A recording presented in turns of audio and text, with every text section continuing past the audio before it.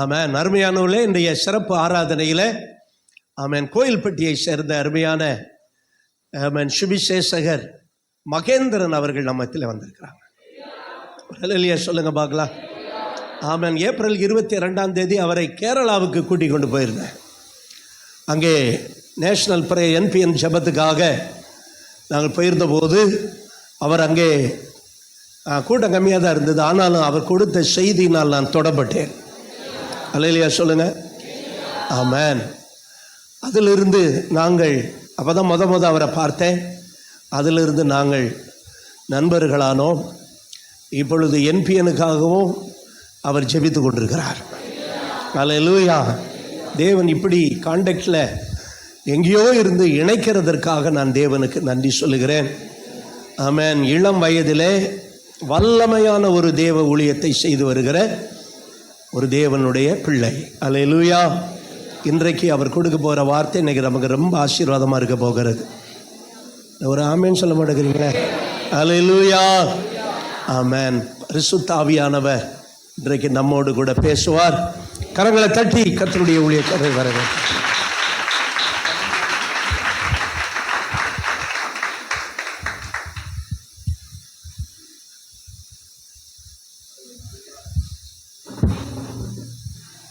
கர்த்தருடைய பரிசுத்த நாமம் மகிமைப்படுவதாக. கர்த்தர் நல்லவர். ஆண்டவருடைய எல்லா இரக்கங்களுக்காக நான் கர்த்தரை துதிக்கிறேன்.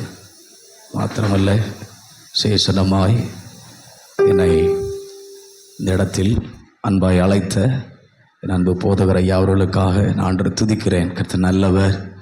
மாத்திரமல்ல, அவருடைய குடும்பங்களுக்காக சேஷனமாய் நல்ல ஒரு தரிசனம் உள்ள ஒரு தகப்பனை உங்களுக்கும் எனக்கும் கர்த்தர் கொடுத்திருக்கிறார்.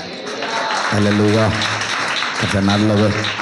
அந்த தரிசனத்தை பெற்றவர் மாத்திரமல்ல, அந்த தேசங்களுக்கு ஜனங்களுக்கு கொண்டு போகக்கூடிய நல்ல வெளிச்சம் மக்கள் உங்கள் ஒவ்வொருவருக்காக உள்ளத்தினாலிருந்து கர்த்தரை துதிக்கிறேன்.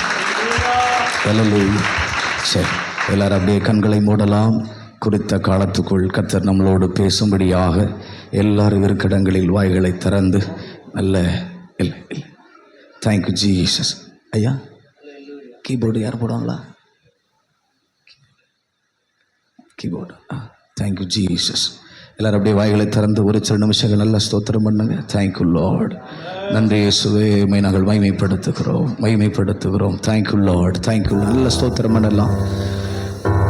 உங்கள் வாயிலிருந்து வர்ற வார்த்தை உங்கள் காது கேட்கணும். அந்த அளவுக்கு நல்ல ஸ்தோத்திரம் பண்ணணும். Thank you Lord. நன்றி இயேசுவா. எந்தன் உள்ளம் தங்கும் இயேசு நாயகா, உந்தன் வீடாய் கொள்ளும் இயேசு நாயகா. இன்னொரு வார்த்தை சொல்லலாமா? எந்தன் உள்ளம் தங்கும் இயேசு நாயகா, உந்தன் வீடாய் கொள்ளும் இயேசு நாயகா. இயேசு நாயகா. இயேசு நாயகா. இயேசு நாயகா, உந்தன் வீடாய் கொள்ளும் இயேசு நாயகா, உந்தன் வீடாய் கொள்ளும் இயேசு நாயகா. ஆஹா அல்லேலூயா. ஆஹா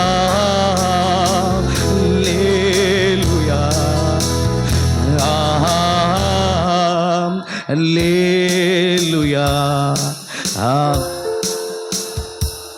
எல்லாரும் அப்படியே கையில உயர்த்தி அல்லேலூயா. அல்லேலூயா. அதிலே போட்டு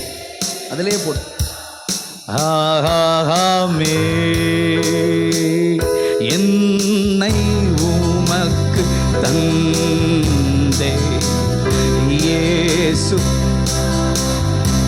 வார்த்தையா இல்ல, ஒரு ஜெபமா பாடல் பாருங்களேன். இனி நான் நல்ல நீரே இயேசு நாயகா, உண்மையா வாயில் திறந்து என்னை உமக்கு தாயே இயேசு நாயகா, இனி நான் நல்ல, இனி நாங்கள்லப்பா இயேசு நாயகா, இயேசு நாயகா, இயேசு நாயகா, இயேசு நாயகா, இனி நல்ல நீரே இயேசு, இனி நல்ல நீரே இயேசு நாய். எல்லாருடைய கைகளை உயர்த்தி கண்ணை மூடணும் பாருங்களேன். எல்லாரும் கண்ணை மூடணும். கண்ணை திறந்திருந்தா அந்த நம்ம தெய்வத்தை உணர முடியாது. எல்லாரும் அப்படியே வாய்களை திறந்து இனி நான் நீ இயேசு நாயகா, இனி நான் நல்ல நீரே இயேசு நாயகா. தகப்பனே, இனி நாங்கள் அல்லப்பா, இனி நான், கிறிஸ்துவே என்னில் பிழைத்திருக்கிறார், கிறிஸ்துவே என்னில் பிழைத்திருக்கிறார் என்று பவுல் சொல்லுகிறார். அவர் எனக்குள் பிழைத்திருக்கிறார், அவர் எனக்குள் பிழைத்திருக்கிறார். இந்த வார்த்தையை சொல்லுங்க, அவர் எனக்குள் பிழைத்திருக்கிறார், அவர் எனக்குள் பிழைத்திருக்கிறார். நல்ல பிதாவே, என்ன முகாந்திரத்திற்காக எங்களுக்கு கூடி வர பண்ணினீரோ இந்த முகாந்திரம் நிறைவேறும் பொருட்டு உம் கரத்தில் எங்களை ஒப்புவிக்கிறோம் பிதாவே. புண்ணியம் எதுவோ புகழ் எதுவோ, நற்கீர்த்தி உள்ளவைகள் எவைகளோ புகழ் உள்ளவைகள் எவைகளோ அவைகளே அன்றி வேறு ஒன்றையும் தியானியாதபடிக்கு கர்த்தர் தாமே நாவுகளை காத்தருளும் பிதாவே. நீர் மீட்டுக்கொண்ட உம்முடைய சுதந்திரத்தை உம் கரத்தில் தருகிறேன். சகலவற்றையும் உம்முடைய இரத்தத்துக்குள் மறைக்கிறோம். பரிசுத்த ஆவியானவரே, நீர் எங்களோடு பேசும், நாங்கள் கேட்கிறோம். இயேசு இரட்சகர் நாமத்தில் ஜெபிக்கிறோம் பிதாவே, ஆமென். நல்ல கையை உசைத்தி நல்லா அசைத்து நல்ல ஸ்தோத்திரம் பண்ணுங்க. அப்படியே இயேசுவின் ரத்தம் ஜெயம், இயேசுவின் ரத்தம் ஜெயம் சொல்லுங்க. இயேசுவின் ரத்தம் ஜெயம், இயேசுவின் ரத்தம் ஜெயம். அல்லேலூயா. கர்த்தர் நல்லவர். எல்லாரும் திருப்பிக் கொள்ளலாம். யோவான் எழுதின சுவிசேஷம் அதனுடைய 12ஆம் அதிகாரம் அதனுடைய 19வது வசனம். யோவான் எழுதின சுவிசேஷம் அதனுடைய 12:19. அப்பொழுது பரிசேயர் ஒருவரை ஒருவர் நோக்கி, நீங்கள் செய்கிறதெல்லாம் வீணென்று அறிகிறதில்லையா? இதோ உலகமே அவருக்கு பின் சென்று போயிற்று. கவனிங்கள், ஆண்டவராகிய இயேசு கிறிஸ்து இந்த பகுதியில் வேதம் சொல்லுகிறபடி அவர் தாம் சிலுவைக்கு போகிறதுக்கு முன்பாக குருத்தோலை அந்த ஞாயிறு என்று நாம் அனுசரிக்கிற அந்த நாளிலே ஆண்டவர் எருசலேம் தேவாலயத்திற்கு போனார். கவனிங்கள், ஆண்டவருக்கு ஒரு நல்ல, அதாவது எல்லாவற்றிலுமே அவர் தான் நமக்கு முன்மாதிரி. ஆமென், அல்லேலூயா. அவர்தான் முதல் ஆதாம் தேவன் நமக்காக படைத்த போது அந்த ஆதாம் எல்லாவற்றுக்கும் அவன் தவறான முன்மாதிரியா இருந்தான். ஆனா ஒரு சரியான முன்மாதிரியாகிய 2ஆம் ஆதாம் நமக்கு வந்தார். அல்லேலூயா. வேதம் சொல்லுகிறது பிந்தின ஆதாமாகிய இயேசு கிறிஸ்து. ஆமென், அல்லேலூயா. அப்போ வேதம் சொல்லுகிறது இயேசுக்கு எப்பவுமே ஒரு பழக்கம் இருந்தது. அவர் வழக்கத்தின்படியே ஜெபாலயத்திற்கு எருசலேமுக்கு போகிறவர். அல்லேலூயா. அவர் வழக்கத்தின்படியே அவர் 8வது நாள் விருத்தசேதனம் போன நாட்கள்ல இருந்து அவர் தொடர்ந்து கர்த்தருடைய ஆலயத்துக்கு போகிற ஒரு நல்ல பழக்கம் உள்ள நம்முடைய தேவன். ஆமென், அல்லேலூயா.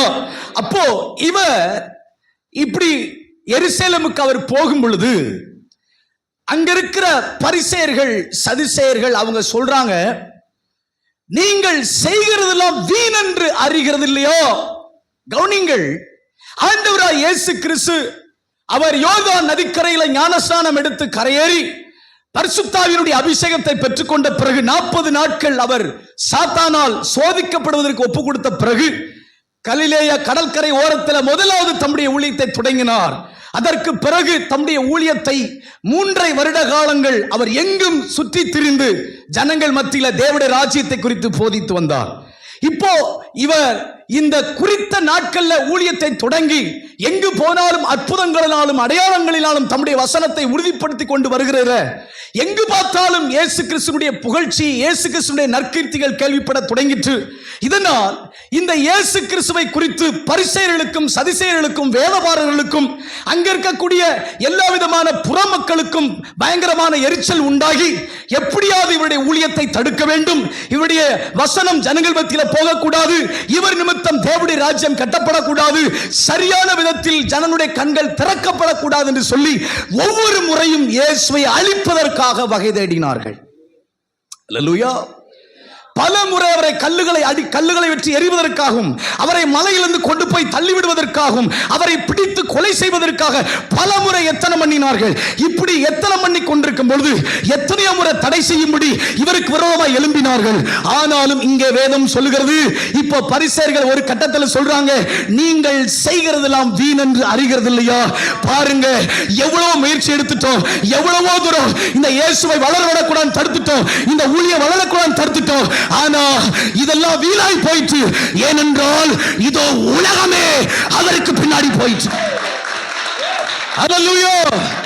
என கருமையான தேவஜனமே, நான் கர்த்தருடைய ஆவியினுடைய பலத்தில் நான் சொல்லுகிறேன், எங்கெங்கெல்லாம் இயேசுவுடைய ராஜ்யம் தடுக்கும்படி, எங்கெங்கெல்லாம் தேவனுடைய வசனம் தடுக்கும்படி, எங்கெல்லாம் தேவனுடைய சுவிசேஷம் தடுக்கும்படி ஒரு கூட்டம் எழும்புகிறதோ அங்கேதான் உலகம் அவருக்கு பின்னாடி போகும்படி நல்ல கைகளை தட்டி பரிசுத்த ஆவியானவரே நல்ல வாய்களை தரங்க. இன்றைக்கு இந்த நெருக்கத்தின் மத்தியில் உலகத்தையே அவர் பக்கம் கொண்டு போகும்படி கர்த்தருடைய ஆவியானவர். அல்லேலூயா. எங்கெல்லாம் நெருக்கம் இருக்கிறதோ, எங்கெல்லாம் விரோதிகள் இருக்கிறார்களோ, எந்தெந்த இடங்கள்லாம் தேவனுடைய ஊழியம் தடை செய்ய ஜனங்கள் எழும்புகிறார்களோ அங்கெல்லாம் ஒரு கூட்டம் அவருக்காக எழும்பிக் கொண்டுதான் இருக்கிறது. அல்லேலூயா. கவனிங்கள், வேதம் சொல்கிறது, யோசேப்பினுடைய நாலேஜ் எகிப்தில் இருக்கிற வரைக்கும் ஒருவனும் கானானுக்கு புறப்படவில்லை. ஆண்டவர் யோசேப்பினுடைய நாலேஜை, யோசேப்பினுடைய வாசனையை, யோசேப்பினுடைய செயல்களை எகிப்தில் மறக்க பண்ணினார். ஒரு கூட்டம், அழைத்த கூட்டம், தெரிந்து கொண்ட கூட்டம் கானானுக்கு புறப்பட்டது. அல்லேலூயா.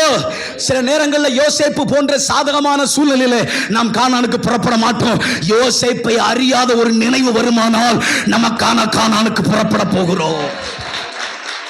எத்தனை பேருக்கு புரியுது? அல்லேலூயா. அப்போ கவனிங்கள், இப்படி எதிர்க்கிற ஒரு சூழ்நிலையில இப்படி இந்த ஜனங்கள் எல்லா விதத்திலும் இந்த இயேசுவை தடை செய்ய வேண்டும் என்று நினைத்த போது ஒரு கூட்டம் அவருக்கு பின்னாடி, ஒரு கூட்டம் என்று சொல்லவில்லை, உலகமே அவருக்கு பின்னாடி போயிடுச்சு. எப்படி போச்சா?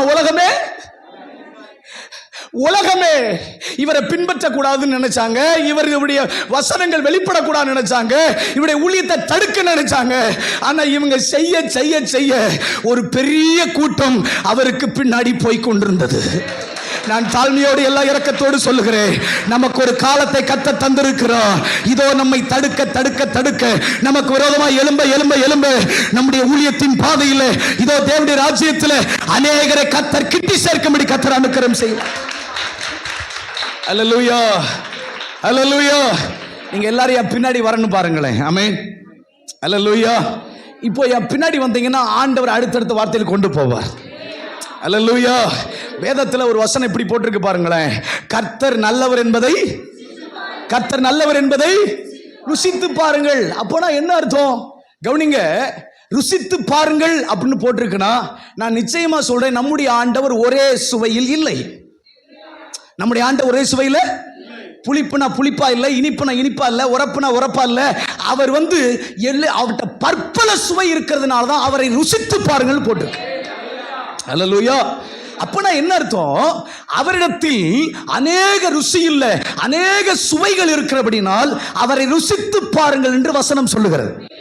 அப்பனா ஒன்ன புரிந்து கொள்ளுங்க, அவர் ஒவ்வொரு நாளும் தம்மை திகட்டுகிறவராக அல்ல, தித்திக்கிறவராக வைத்துக் கொண்டிருக்கிறார். ஆமென்.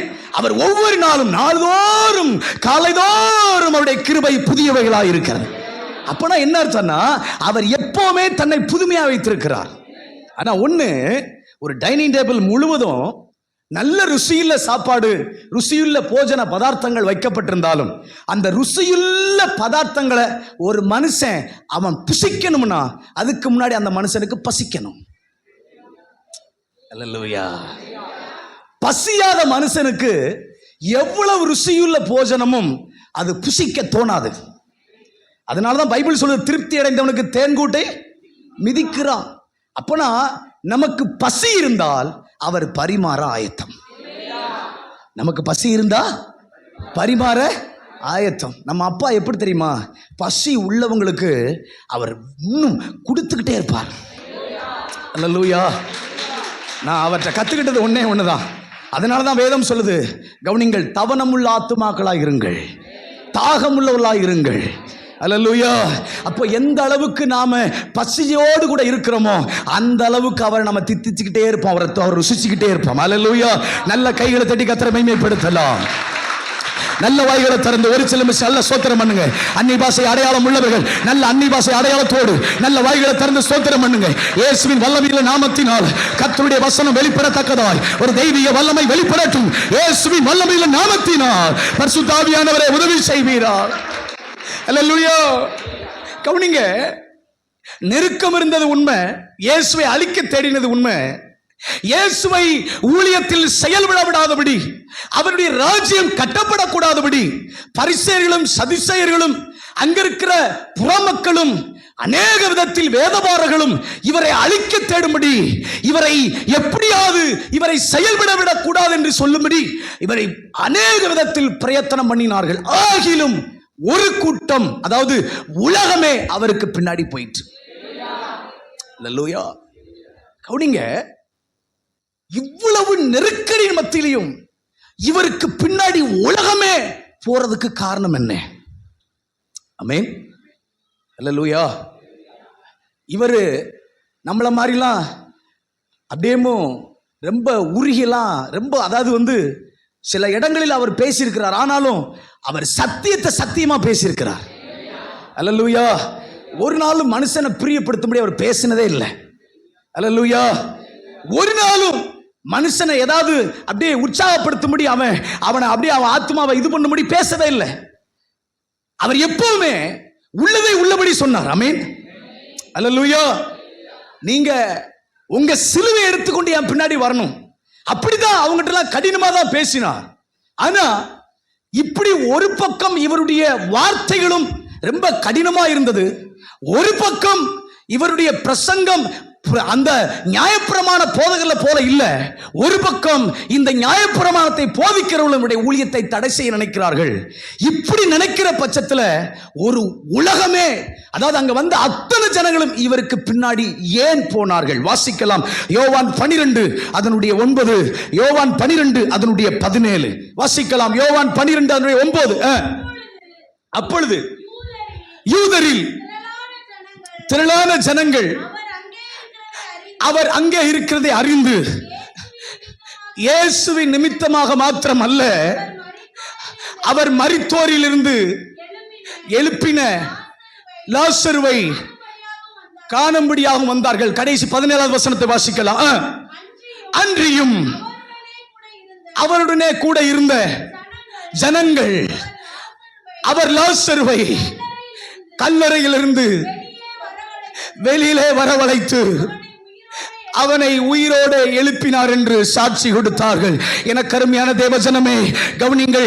தேசத்தில் நெருக்கடி இருப்பது உண்மை, தேசத்தில் ஊழியம் தடுக்கப்படுவது உண்மை, சபைக்கு விரோதமாய் ஜனங்கள் எழும்புவது உண்மை, கர்த்தருடைய வார்த்தைக்கு விரோதமாய் இன்னைக்கு பலவிதமான அந்தகார வல்லமைகள் எழும்புவது உண்மை.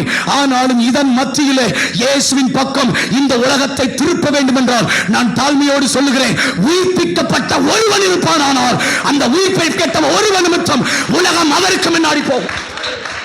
ஐயா புரியல. ஹல்லேலூயா. இன்றைக்கு கவனிங்க, நான் தாழ்மையோடு எல்லா இரக்கத்தோடு சொல்லுகிறேன், இன்றைக்கு இயேசுவுக்கு பின்னாடி இந்த நெருக்கடியான காலத்தில் உலகத்தை அவர் பக்கம் திருப்ப கர்த்தர் யாரை எதிர்பார்க்கிறார்? அவரால் உயிர்ப்பிக்கப்பட்ட ஒருவன். அல்லேலூயா.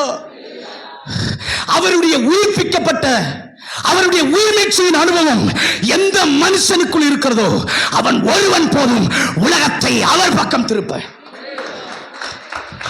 அல்லேலூயா, அல்லேலூயா.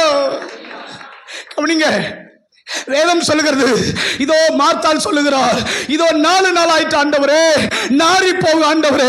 கவனிக்க வேண்டிய விஷயம் என்ன தெரியுமா? நாரி போன அனுபவமோ கல்லறையின் அனுபவமோ எப்படிப்பட்ட சூழ்நிலை இருந்தாலும் ஒரு மனுஷனுக்குள்ளே அவருடைய உயிர் மீட்சியின் அனுபவம், அவருடைய ஆவி நிறைவு வருமானால் நிச்சயம் சொல்லுகிறேன், அவன் இந்த பூமியிலே அசாதாரணமான காரியத்தை செய்வான். அல்லேலூயா, அல்லேலூயா. அதனால தான் நீங்கள் கவனித்து பாருங்கள், வேதம் சொல்கிறது, இதோ கர்த்தர் மண்ணினால் ஆதாமை படைத்தார், கை கால் மூக்கு எல்லாவற்றையும் படைத்து, வேதம் சொல்லுகிறது, மண்ணாய் இருக்கிறவரை இதுவரைக்கும் ஏதேனுக்குள் போனதில்லை, மண்ணாய் இருக்கிறவரை இதுவரைக்கும் தேவனோடு உலாவினதில்லை, மண்ணாய் இருக்கிறவரை தோட்டத்தை பண்படுத்தினதில்லை. அதே மண்ணுக்குள் தேவனுடைய உயிர்நீட்சி போன போது அந்த மண் ஏதேனுக்குள் உலாவ தொடங்கி. அல்லேலூயா. ஆண்டவருடைய இரக்கத்தில் எல்லா தாழ்மையோடு சொல்லுகிறேன், நாம் மண்ணா இருக்கிறவரை எதையும் திருப்ப மாட்டோம், எதையும் நம்ம தேவனுக்காக செய்ய மாட்டோம். அந்த மண்ணுக்குள் அவருடைய ஜீவன் வருமானால், அந்த மண்ணுக்குள் அவருடைய ஆவி வருமானால், அந்த மண்ணுக்குள் அவருடைய உயிர்ப்பிக்கிற வல்லமை வருமானால் நிச்சயம் சொல்லுகிறேன், அந்த மண் ஏதேனுக்குள் உலாவும். அல்லேலூயா. இன்னைக்கு நிறைய நேரங்கள்ல நம்ம மண்ணா இருக்கிறவரை யாருக்கும் பிரயோஜனம் இல்லை. அல்லேலூயா. கவனிங்க, 25 வயசு முடிகிற வரைக்கும் நான் யாருக்கு எந்த பிரயோஜனம் இல்லை.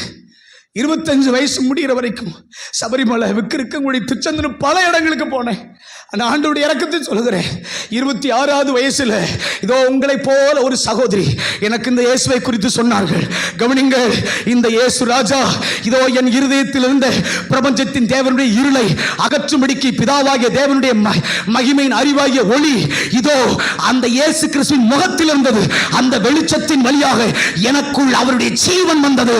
அதற்கு பிறகு தாழ்மையோடு சொல்லுகிறேன், பிரயோஜனமற்ற மகேந்திரனை, பிரயோஜனமற்ற மண்ணை, பிரயோஜனமற்ற வாழ்வாழ்ந்த என்னை கர்த்தர் பிரயோஜனங்களோடாய் மாற்றினார். அல்லேலூயா.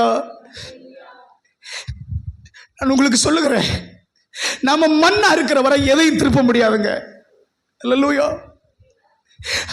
அந்த மண் அவருடைய கையால செய்யப்பட்டதா. இன்னைக்கு எல்லா மனுஷனுமே அவரால் உருவாக்கப்பட்டவங்க தான்.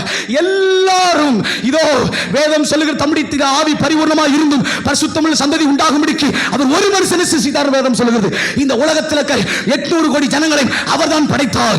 ஆனால் 800 கோடி ஜனங்கள் மத்தியில் எவன் ஒருவன் அவருடைய ஜீவனால் நிரப்பப்படுகிறானோ, அவருடைய ஆவினால் நிரப்பப்படுகிறானோ, அவருடைய ஆவிய உடையவனாக இருக்கிறானோ, அந்த மனுஷன் அவருக்காக ஏதாவது ஒன்று செய்வான். அல்லேலூயா.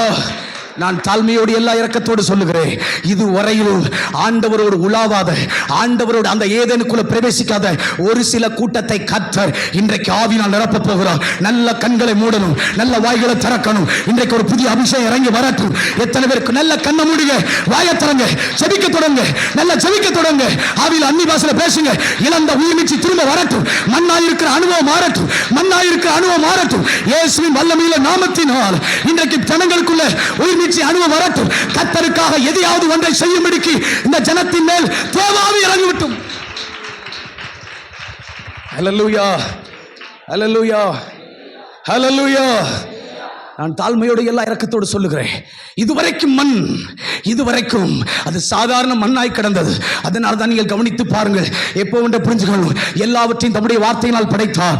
ஆனால் கவனிக்க வேண்டிய விஷயம், ஆதாமை மட்டும் வேதம் சொல்லுகிறது கர்த்தர் பூமிக்கு இறங்கி வந்து பூமியின் மண்ணினால் படைத்தார். அவனை ஏதேன் மண்ணினால் படைக்கல, அவனை பூமியில் இருக்கிற மண்ணால் படைத்தார். பூமியில் இருக்கிற மண்ணு தான் நீங்கள் நானும், பூமியில் இருக்கிறவங்க தான் நீங்களும் நானும், பொல்லாங்கான உலகத்தில் கிடக்கிறவங்க தான் நீங்கள் நானும். ஆனாலும் அவர் அந்த பூமியில் இருக்கிற மனிதனை எடுத்துதான் தம்முடைய ஆவி அவனுக்கு தருகிறான். வேதம் சொல்லுது, ஏதேன் தோட்டத்து மண்ணில இருந்து ஆதாம படைக்கல. ஆமென், அல்லேலூயா. பூமியின் மண்ணினாலே. அதனால தான் கவனிச்சு பாருங்க, அவன் ஆவி இழந்த போது கர்த்தர் அவனை பூமிக்கு துரத்தினார். அல்லேலூயா. அவன் எடுத்த மண்ணை கவனிங்க, அவனை எடுத்த மண்ணை அவன் எடுத்த மண்ணுக்கு துரத்தினான். ஆனா ஆவி இருக்கிறவரை அவன் ஏதேனில் இருந்தான். நான் சொல்றேன், உங்களுக்குள்ள அவருடைய உயிர் மீட்சியின் அபிஷேகத்தை நீங்கள் ஒவ்வொரு நாளும் காத்துக்கொள்வீர்களானால் நிச்சயம் சொல்லுகிறேன், நீங்கள் பூமிக்குள் இருப்பதில்லை, நீங்கள் பூமியிலிருந்து எடுக்கப்பட்டாலும் அவருக்குள் இருப்பீர்கள். வயலை திறக்கலாம். பரிசுத்த ஆவியானவரே, இந்த மாரநாதா திருச்சபை மேல ஒரு புதிய அபிஷேகம் விலட்டையா, விலட்டையா. எல்லா சோர்வுகள், எல்லா அசட்டைகள் வெளியே போகட்டும் இயேசுவின் நாமத்தில். எல்லா வாயில தரங்க, எல்லா மேட்டுமைகள் வெளியே போகட்டும் இயேசுவின் நாமத்தில், இயேசுவின் வல்லமையின் நாமத்தினால. ஆவியானவரே இறங்கும் ஐயா, வல்லமை போடும் ஐயா. Right now Jesus name we தலா பகம் தலா புரூத. ஆவிய நிரப்ப தொடங்குறார், வாலிபர்களை நிரப்ப தொடங்குறார். சிலர் மேல கர்த்தருடைய ஜீவன் விழுகிறது. மண்ணா இருக்கிற அனுபவம் மாறட்டும், மண்ணா இருக்கிற அனுபவம் மாறட்டும், மண்ணா இருக்கிற அனுபவம். அல்லேலூயா. நல்ல கவனிங்க, மண்ணா இருக்கும் போது நம்மளால ஒரு துளி கூட ஏதேனுக்குள்ள போக முடியாது. ஆமென். என்னைக்கு மண்ணுக்குள் ஆவி வந்ததோ அது ஏதேனுக்குள் போயிற்று, கர்த்தரோடு உலாவ தொடங்கிற்று. இதோ கர்த்தருடைய வேலையை செய்ய தொடங்கிற்று. உங்களுக்கு தெரியுமா, வேதம் சொல்லுகிறது, ஆவி உள்ளவன் கைகளில் தான் கர்த்தர் பல காரியங்களை செஞ்சு கையில கொடுப்பார். அல்லேலூயா. எல்லார் கைகளிலும் எல்லாவற்றையும் தேவன் தருவதில்லை. ஏதேனுக்குள் போன உடனே தேவன் ஒவ்வொரு விலங்குகளையும் களிமண்ணினால் செஞ்சு செஞ்சு செஞ்சு வந்து கொடுத்தார். நல்ல கவனிங்க, ஆவி உள்ளவன் கைகளிலே அவர் சிலவற்றை படைத்து சிலவற்றை உருவாக்கி அவன் கைகளில் தருவார். ஆமென். கையில் தருவது மட்டுமல்ல, ஆதாம் என்ன செய்வானோ என்று பார்த்தார். நான் தாழ்மையோடு சொல்லுகிறேன், உங்களுக்குள் ஆவி இருக்குமானால், உங்களுக்குள் தேவனுடைய ஆவியுடைய நிறைவு இருக்குமானால், அவருடைய தொடுதலை, அவருடைய உயிர்நீட்சியின் அனுபவத்தை நீங்கள் காத்துக்கொள்வீனானால் இந்த வருஷங்களிலே சிலவற்றை உங்க கைகளில் தருவார். அது ஊழியமோ. சிரிக்காதீங்க, வாயில திறந்து கண்ண மூடி ஜெபம் பண்ணுங்க. நல்ல வாய்களை திறந்து, நல்ல வாய்களை திறந்து ஜெபிக்க தொடங்க. சும்மா ஏனா தான் சத்தியத்தை கேட்க கூடாது. நல்ல வைராக்கியமா தேவ சமூகத்தில் பரிசுத்த ஆவியானவரே என் ஜனத்தின் மத்தியிலே இதுவரை இயேசுவின் வல்லமையின் நாமத்தில். அல்லேலூயா. உங்களுக்கு தெரியுமாங்க, திங்கட்கிழமையிலிருந்து சனிக்கிழமை வரைக்கும் ஸ்கூலு. அதுல சனிக்கிழமை ஸ்கூல் முடியுது, இல்லைன்னா வெள்ளிக்கிழமை ஸ்கூல் முடியுது, சனி லீவ்னு வச்சுக்கோங்க. அந்த பிள்ளை திங்கள்ல இருந்து வெள்ளி வரைக்கும் காலையில கரெக்டா ஒரு 5-6 எந்திக்கும். எந்திரிச்ச உடனே நல்லா ஹோம்ஒர்க் ஏதோ இருக்கிறத எழுதும், இல்லைன்னா அம்மாட்ட போயிட்டு நல்லா குளிச்சு ரெடி ஆயிட்டு கரெக்டா அது ஸ்கூல் பேக்கெல்லாம் வாங்கிட்டு டிஃபன் பாக்ஸ் எல்லாம் எடுத்து நேராக ஸ்கூலுக்கு போகும். நேராக கரெக்டாக முடிஞ்ச உடனே சாயந்தரம் 4 மணிக்கு வரும். இந்த 5 நாட்களும் ரொட்டேஷன் லைஃப், அது போய்கிட்டே இருக்கும். கரெக்டான டயத்துக்கு எந்திரிக்கும், கரெக்டான காரியத்தை செய்ய எல்லாம் பண்ணிட்டே இருக்கும். ஆனா சனிக்கிழமை லீவுனா அந்த பிள்ளை காலையில் எந்திரிக்கிற டைம் 10 இருக்கும், இல்லை 9 இருக்கும். புரியல உங்களுக்கு? அல்லேலூயா. ஏதேனுக்குள் கொண்டு வந்துட்டு அவருடைய சமூகத்தில், அவருடைய ராஜ்யத்தில் கொண்டு வந்துட்டு ஒரு மனுஷனுக்கு அவர் ஒன்றை கொடுப்பாரானால் அவன் கவனமாக அதை செய்வான். அவனுக்கு ஒரு வேலை இல்லைன்னா அவன் ஒழுக்க கேடா மாறிடுவான். அல்லேலூயா. ஆவியானவர் நடத்துங்களேன். அல்லேலூயா, அல்லேலூயா. நான் உங்களுக்கு சொல்றேன் பாருங்களேன், எந்த அளவுக்கு நம்ம தாகமா இருக்கிறோமோ அந்த அளவுக்கு ஆவியானவர் செயல்படுவார். அல்லேலூயா. அதனால தான் நீங்கள் கவனித்து பாருங்கள், பிரயோஜனமற்ற ஒரு மண். வேதம் சொல்லுகிறது, எத்தனையோ நாட்கள் மோசே ஒரே பர்வதத்தில் ஆடுகளை மேய்த்து கொண்டிருந்தான். வேதம் சொல்லுது, ஒரு நாள் அந்த மலைகளுக்கு பின்பாக அவன் ஆடுகளை ஓட்டி கொண்டு வரும்போது அந்த மலைகளில் இதோ ஒரு முள் இருந்தது, ஒரு முட்செடி. அந்த முட்செடியின் மேலே கவனிங்க, அந்த முட்செடியின் மேலே ஒரு அக்கினி இறங்கி வந்தது. வேதம் சொல்லுகிறது, கவனிக்க வேண்டிய விஷயம் தெரியுமா, இதுவரைக்கும் அது முள்ளுதான். இதுவரைக்கும் ஆடுகளை கூட பக்கத்தில் மோசே பத்தினதில்லை. ஆனா அதே முள்ளுக்குள்ளே தேவனுடைய அக்கினி இறங்கி வந்த போது வேதம் சொல்லுகிறது, தூரமா இதுவரையிலும் வைத்து பார்த்த முள்ளை இப்போது மோசே நெருங்க தொடங்குகிறான். அல்லேலூயா. உங்களுக்கு புரியணும், ஆவியானவர் இல்லாம ஒன்னத்தையும் செய்ய முடியாது. அல்லேலூயா. நான் ஆண்டவருடைய இரக்கத்தை சொல்றேன். நம்முடைய வாழ்க்கை முள்ளா இருக்கலாம், நம்முடைய வாழ்க்கையில எல்லா விதத்திலும் சிலருக்கு விரோதமா இருக்கலாம். ஆனா ஒன்றே ஒன்று, இந்த முள்ளுக்குள் கர்த்தருடைய ஆவியானவர் இறங்கி வருவாரானால் நிச்சயம் சொல்லுகிறேன், நம்மை தூரமாய் வைத்து பார்த்த கூட்டம், நம்மை ஒதுக்கி வைத்து பார்த்தவர்கள், நம்மை அற்பமாய் பார்த்தவர்கள் அத்தனை பேரும் நம்மை நெருங்க ஆசைப்படுவார். அல்லேலூயா. என்ன விஷயம் தெரியுமாங்க, இந்த கடைசி கதை உங்களுக்கு சொல்லட்டுமா? ஊழியம் நம்முடையது கிடையாது, ஊழியம் கர்த்தருடையது. அல்லேலூயா. ராஜ்யம் அவருடையது. அதனால தாழ்மையோடு சொல்றேன், அவர் இல்லாம எதையும் செய்ய முடியாது. என்னை அல்லாமல் உங்களால் என்றும் ஒன்றும் செய்யக்கூடாது. ஆமென். அப்படின்னா என்ன அர்த்தம்? செய்ய முடியாதுன்னு இல்லை, செய்யக்கூடாது. நீங்க செஞ்சீங்கன்னா மாட்டிக்கிடுவீங்க, செய்யக்கூடாது. அதனாலதான் கவனிச்சு பாருங்க, இயேசு கிறிஸ்துவோடு 3 வருஷம் ஊழியத்தில் இருந்தாங்க. 3 வருஷம் அவர் செஞ்ச அற்புதத்தை பார்த்தாங்க. பிசாசை துரத்துனாங்க, பேய்களை துரத்துனாங்க, எல்லாருக்கும் வரிசையா உட்கார வச்சு அவர் கையில வாங்கி அப்பம் கொடுத்தாங்க. அப்படி இருந்தாலும் இயேசு கிறிஸ்து கல்வாரி சிலுவையில் அடிக்கப்பட்ட பிறகு, இவர் 3ஆம் நாள் உயிரோடு கூட எழும்பின பிறகு அவர் சொன்னார், ஒரு ஆள் கூட ஊழியத்துக்கு பைபிளை தூக்கிட்டு போயிடாதன்னார். அல்லேலூயா. யாரையுமே ஊழியத்துக்கு போக சொல்லல.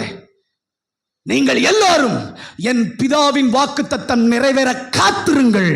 வேதம் சொல்கிறது, என்றைக்கு பரிசுத்த ஆவியானவர் வந்தாரோ அதற்கு பிறகு எழும்பினார்கள், ஊழியத்தை செய்தார்கள். அந்த ஊழியத்தில் 3000 5000 பேர் தொடப்பட்டார்கள். அல்லேலூயா. 150 சங்கீதத்தை படிச்சுட்டு ஊழியம் செய்ய முடியாது. எத்தனை பேருக்கு புரியுது? அல்லேலூயா. கவனிங்க, எப்பவுமே ஒன்றை புரிந்து கொள்ளுங்கள். வேதம் சொல்லுகிறது, புத்தியுள்ளவர்கள் புத்தி இல்லாதவர்கள். புத்தி உள்ளவர்கள் கையில வெளிச்சம் மட்டுமில்லை, எண்ணெய் இருந்தது. புத்தி இல்லாதவர் கையில வெளிச்சம் மட்டும் இருந்தது, எண்ணெய் இல்லை. இன்னைக்கு சில கொஞ்சம் பைபிளுடைய வெளிச்சத்தை வைத்து, கொஞ்சம் இந்த ரட்சிப்பின் வெளிச்சத்தை வைத்து ஊழியம் செய்ய முடியாது. அந்த பாதை ஒரு நாள் நமக்கு கதவு திறக்கப்படாது. வெளிச்சத்தோடு கூட சேர்ந்து எண்ணெயும் இருக்க வேண்டும், ஆவி இருக்க வேண்டும். அந்த ஊழியம் தான் கதவு திறக்கப்படும், அன்றவன் கதவு அடைக்கப்படாது. அல்லேலூயா. விஷயம் என்ன தெரியுமா? ஊழியத்தை, தேவனுடைய காரியத்தை ஒரு மனுஷன் நிறைவேற்றணும்னா சாதாரண ஒரு வெளிச்சத்தை வைத்து முடியாது. நான் ஒன்று சொல்றேன், இந்த பைபிளை அறிவுக்காக படிக்கிறவங்க இருக்கிறாங்க, இந்த பைபிளை ஆராய்ச்சிக்காக படிக்கிறவங்க இருக்காங்க, இதே பைபிளை படித்து சினிமா எடுக்கிறாங்க. அத்தனை பேருக்கு மத்தியில் ஆவி உள்ளவன் படித்தால் அவன் படிப்புக்கும் அவன் பார்வைக்கும் இதோ மற்றவர்கள் பார்வைக்கு வித்தியாசம் உண்டு. அல்லேலூயா.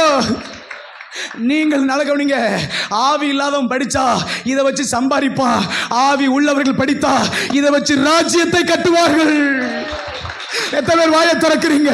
இன்னைக்கு ஆவியானவர் தேவை. உண்மையா பாரத்தோடு உணருங்க. பரிசுத்த ஆவியானுடைய நிறைவுக்கு நேரா ஜெபம் பண்ணுங்க. வாய்களை தரங்க, கண்ணை மூடுங்க. இன்றைக்கு முள்ளா இருக்கிறவங்க மேல கர்த்தருடைய அக்கினி இறங்கி வரட்டும். நீங்க முள்ளா இருக்கிறவரை உங்களை தூரமாய் வைத்துதான் பார்ப்பார்கள். ஆனா என்றைக்கு அந்த முள்ளுக்குள்ளவர் அக்கினி இறங்கி வருகிறதோ அன்றைக்கு தான் அந்த மோசே நெருங்கி வந்து பார்த்தான். வேதம் சொல்லுகிறது போல இன்றைக்கு உங்களை தூரமாய் வைத்து பார்த்த கூட்டம் உங்களை நெருங்கி வரும்படியா மறுபடியும் அந்த ஜீவன் உங்களுக்குள்ள வெளிப்படட்டும். வெளிப்படட்டும். எல்லாரும் அப்படியே கைகளை உயர்த்தி, எல்லாரும் அப்படியே கைகளை உயர்த்தி, அப்பாவை அறிந்திடனும் வெளிச்சம் தாருமையா. தரங்க, அப்பாவை வெளிச்சம் தாருமையா. மனக்கண்கள் ஒளி பெறனும், மனக்கண்கள் ஒளி பெறனும், மகிமையின் அச்சாரமே, மகிமையின் அச்சாரமே. ஆவியானவர் இந்த உலகத்தை அவர் பக்கம் திருப்ப ஒரு கூட்டம் தேவை என்று அங்கலாய்க்கிறார். இன்றைக்கு உலகம் முழுவதும் பொல்லாங்கனுக்குள் கிடைக்கிறது.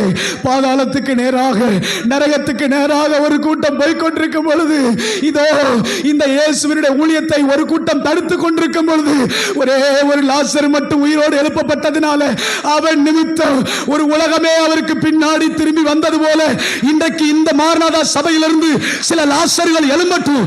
மரித்து போன, நாரி போன ஒரு சூழ்நிலை இருந்தாலும் இன்றைக்கு அவர்கள் கல்லறை விட்டு வெளியே வருவார்களாக.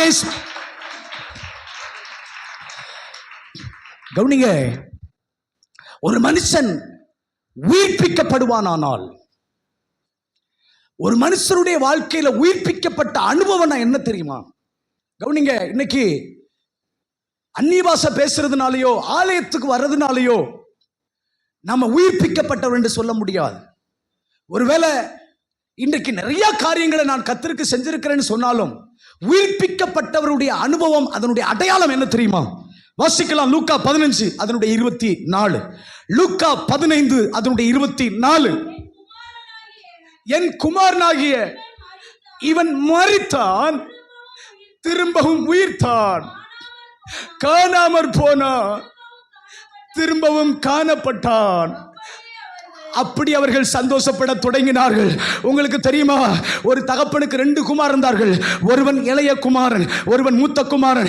இளைய குமாரன் எல்லாவற்றையும் சேர்த்து கொண்டு தூரதேசத்துக்கு போனான். அவன் பயங்கரமான அசுத்தம், இச்சை, பயங்கரமான பாவத்தில் இருந்தான். வேதம் சொல்கிறது, அதே இளைய குமாரன் தன்னுடைய அப்பா வீட்டுக்கு வந்தான். கவனிங்க, அவன் காணாம போனான், அவன் அப்பா விட்டு தூரமா போனான். வேதம் சொல்கிறது, அவன் மரித்தான், இப்பொழுது உயிர்ப்பிக்கப்பட்டான். அவன் காணப்படாம போனான், இப்போது காணப்பட்டான். கவனிங்க, இவன் உயிர்ப்பிக்கப்பட்டான் என்பதற்கு ஒரு மிகப்பெரிய அடையாளம் என்ன தெரியுமா? 21வது வசனத்தை வாசிக்கலாம்.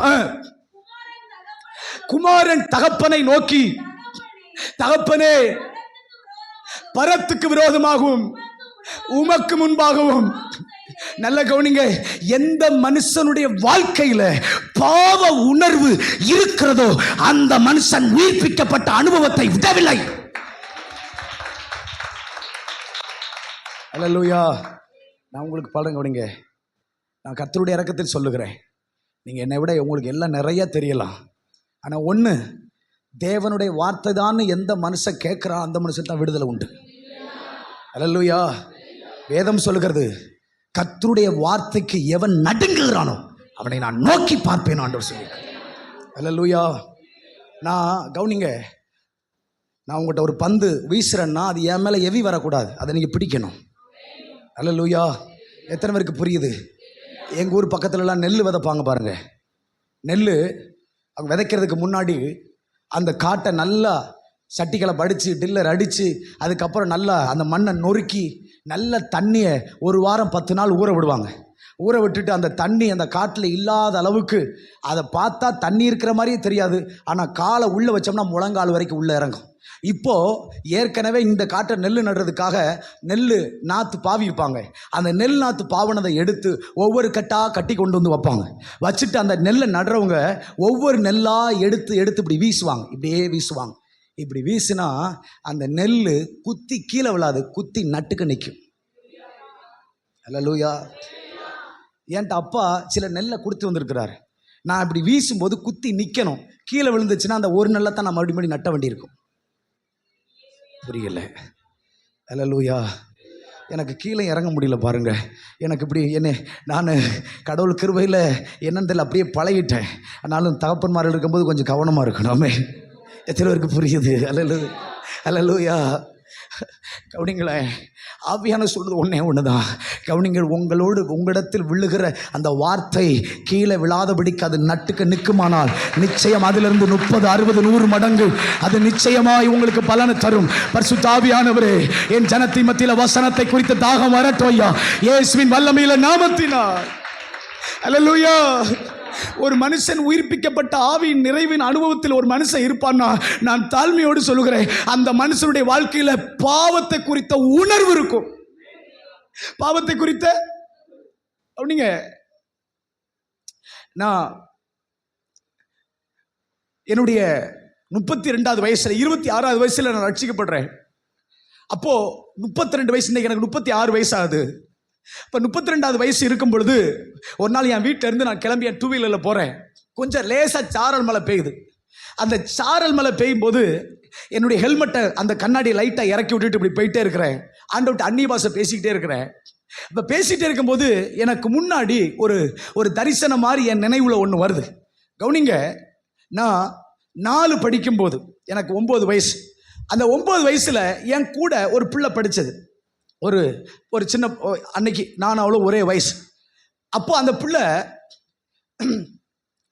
ஒரு நாள் பாரதியாரோட படத்தை ரொம்ப அருமையாக குள்ளாலாம் வச்சு நல்லா மீசை கேசெல்லாம் வச்சு அருமையாக வரைஞ்சிருந்தா. அப்போது அந்த டீச்சர்கிட்ட கொண்டு போய் காமிச்சா. அந்த பிள்ளையை முன்னாடி ஏற்றி அந்த டீச்சருடைய சேர்ப்பாகத்தில் கூட்டு வந்து, பாருங்கப்பா அந்த பிள்ளை நல்லா அருமையாக வரைஞ்சிருக்குன்னு சொல்லிட்டு எல்லாருக்கும் முன்னாடியும் அந்த பிள்ளைய உயர்த்தி வச்சு கையை தட்ட சொன்னாங்க. நானும் கை தட்டினேன். எல்லாரும் கை தட்டினாங்க. கை தட்டின உடனேயும் பயங்கர சந்தோஷம். உடனே அந்த அந்த டைம் முடிஞ்சது, லஞ்சுக்கு போகிறோம், மதியானம் சாப்பிட்றதுக்காக பிரேக் விடுறாங்க. அப்போ அந்த பிள்ளை போன உடனேயும் அந்த பிள்ளையுடைய நோட்டுக்குள்ளே அவள் அந்த படத்தை வச்சுருந்தா. நான் அந்த பிள்ளைக்கு தெரியாமல் எடுத்து என் நோட்டில் வச்சுக்கிட்டேன். நேராக என் நோட்டில் வச்சுட்டு நேராக சாயந்தரம் வந்தேன். எப்பா இங்கே பாருங்க அப்படின்னு. டேய் நல்லா வரைஞ்சிருக்குடா, சூப்பராக வரைஞ்சிருக்கே, இந்தா அப்படின்னு சொல்லி 2 ரூபா கொடுத்தாரு எங்கள் அப்பா. எப்போ 9 வயசில் எங்கள் அப்பா நான் அந்த பிள்ளையோட படத்தை திருடி நான் தான் வரைஞ்சேன்னு சொன்னேன். எங்கள் அப்பா எனக்கு 2 ரூபா கொடுத்தார். கவனிங்க, இப்போது நான் வண்டியில் போயிட்டுருக்கிறேன். ஆண்டவர் சொல்கிறாரு, நீ 9 வயசில் 2 ரூபாயை ஏமாற்றி ஒரு பிள்ளை வரைஞ்ச படத்தை நீ தான் வரைஞ்சேன்னு உங்கள் அப்பாட்ட ஏமாற்றி காசு வாங்கினேன்னார். உங்களுக்கு புரியலைங்க. 25 வயசு வரைக்கும் நைட்டு ஃபுல்லாக தண்ணி அடிப்பேன். எங்கள் அம்மா அப்பாவை அடித்து எங்கள் அம்மாவை தலைமுடியை பிடிச்சி ரோட்டில் தள்ளுவேன்.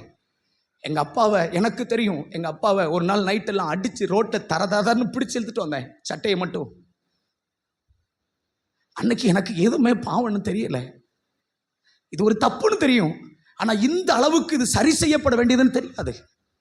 எந்த விஷயத்தினாலும் சரிப்படுத்தி கொள்ள முடியல. ஆனால் உங்களுக்கு சொல்லட்டுமா, என்னைக்கு என் ஆண்டவர் எனக்குள்ள வந்தாரோ, நான் கர்த்தருடைய இரக்கத்தை சொல்றேன், 9 வயசுல செஞ்ச பாவத்தை 32 வயசுலையும் அவர் மறக்காம மனசுல வச்சிருந்து என்ன சரிப்படுத்த முயற்சி பண்ணுவாருன்னா, நான் உங்களுக்கு சொல்லுகிறேன், உயிர் மீட்சி அடைந்த மனுஷன், அவன் ஆவியில நடத்தப்படுகிற மனுஷன், அவனுக்கு முதல் அடையாளம் பாவ உணர்வு. அல்லேலூயா. அதனால தான் நீங்கள் கவனித்து பாருங்கள், வேதம் சொல்லுகிறது, எத்தனையோ தடவை நம்மை வைத்து கம்பை வைத்து அடித்தாலும், நமக்கு முகத்துக்கு முன்னாடி பேசினாலும் உணர்வு வராது. ஆனா அதே இடத்துல வேதம் சொல்லுகிறது, தாவீது தன் மனசாட்சி அடித்து கொண்டது நிமித்தம் அவன் நடுங்கினான்னு வேதம் சொல்லுது. அல்லேலூயா. உயிர்ப்பிக்கப்பட்ட அனுபவம் என்னங்க? தலைகீழ நின்றது, இந்த முக்குல இருந்து அந்த முக்கு வரைக்கும் ஓடுறது, இருக்கிற பைபிளை மிதிச்சு தள்ளிட்டு போறது, அப்படி இல்லை. உயிர்ப்பிக்கப்பட்ட அனுபவத்துடைய முதல் அடையாளம் பாவ உணர்வு.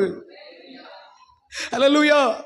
ஒரு சின்ன காரியத்தை 3 மணி நேரம் அந்நிய பாஷை பேசி ரோட்ல ஒருத்தனை பார்த்துட்டு இவன்லாம் உயிரோட இருக்கணுமாக்கும் அப்படின்னு சொல்லி காய் மகரம் பார்த்துட்டோம்னா 3 மணி நேரம் ஜெபம் வேஸ்ட். அல்லேலூயா. இன்னைக்கு ஆண்டவர் என்ன கேட்கிறார் தெரியுமா?